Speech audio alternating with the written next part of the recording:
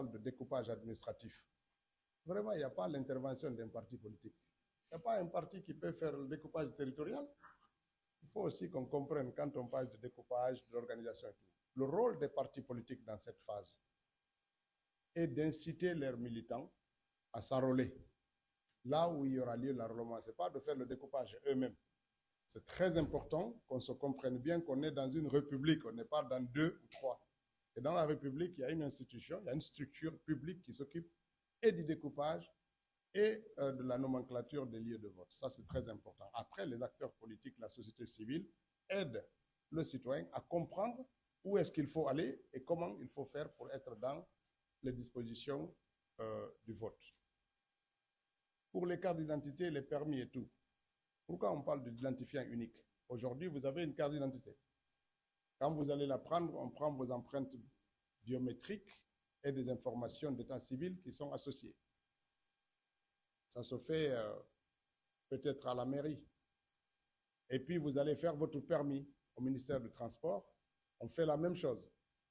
Vous allez à la police pour faire votre passeport. On fait la même chose, sauf que il n'y a aucun lien entre les informations que nous récupérons au ministère des Transports, que la mairie récupère en son lieu, ou que le ministère de la Sécurité. Il n'y a aucun lien. Pour permettre qu'il y ait un lien, cette base de données sert à ça. Quand on va reprendre les mêmes informations, on va vous donner un identifiant unique. Cet identifiant, grâce à vos paramètres biométriques, pourra faire le rapprochement entre les données que vous avez à la sécurité, à la mairie, au niveau du ministère des Transports, aux impôts, aux assurances, à la sécurité sociale. On pourra à chaque fois dire que c'est la même personne qui avait le numéro tel à la police pour son passeport, le numéro tel pour sa carte d'identité, le numéro tel pour son permis. Et donc, cet identifiant unique sert à ça, à faire communiquer les systèmes disparates aujourd'hui, les bases de données qui sont éparpillées et qui permettent de simplifier les démarches administratives pour les gens et de donner plus sûr. La biométrie, elle a cette particularité, peu importe que ce soit les empreintes, maintenant avec des mécanismes plus sophistiqués d'empreintes de l'iris, c'est l'œil, ça permet de rendre le citoyen les informations authentiques. Et c'est dangereux, c'est sécurisé, mais c'est dangereux. Ça veut dire quoi? Si demain, quelqu'un vole vos informations biométriques et édite un papier, mais vous perdez votre identité, il faut beaucoup de démarches pour dire que ce n'est pas la personne qui a les papiers qui est le sien.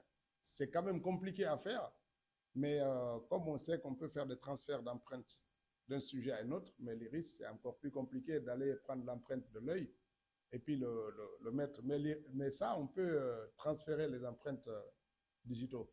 C'est pour ça qu'on ajoute d'autres facteurs biométriques pour rendre encore plus compliqué le transfert d'identité. Et la biométrie a cette particularité de l'authenticité. Ça rend authentique, ça rendra unique dans les environnements où ils sont collectés. Donc, c'est très important. Ces bases de données ne viennent pas éliminer les informations qu'on a, mais ils permettent à tous ces environnements de communiquer, de se rapprocher et de réduire le coût que cela peut représenter. Donc, c'est cela l'essentiel que Madame a dit tout à l'heure. Quelqu'un voulait rallonger sa question? C'est une question avec l'ami président.